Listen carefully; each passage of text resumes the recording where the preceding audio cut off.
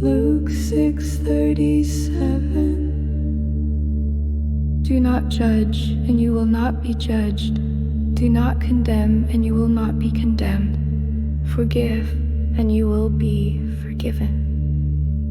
Because of the finished work of Jesus, you now live in a realm where judgment has passed over you. Romans 8:1. There is therefore now no condemnation to those who are in Christ Jesus, who do not walk according to the flesh, but according to the Spirit.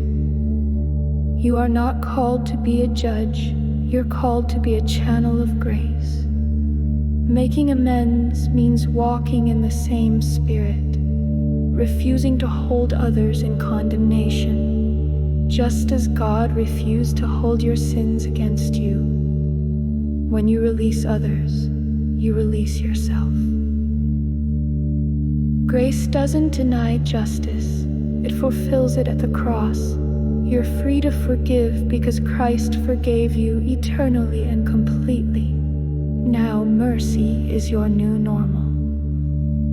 Luke 6:31. Do to others as you would have them do to you. Let the way you treat others flow from the deep truth of how you long to be treated, with understanding, gentleness, and grace. The law demanded fairness. Grace invites transformation. This is not just behavioral, it's relational. When you've received God's lavish kindness, it changes how you respond to people. Even those who've hurt you or those you've hurt. Making amends means giving what you've already received from heaven.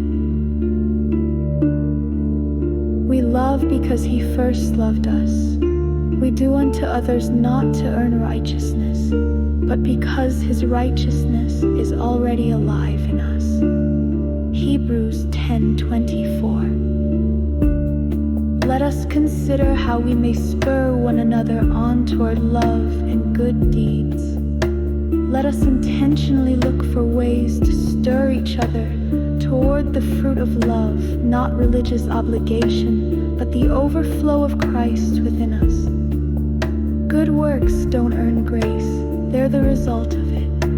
Making amends is one of the most powerful good deeds, rooted in love, because it restores, heals, and reflects Jesus.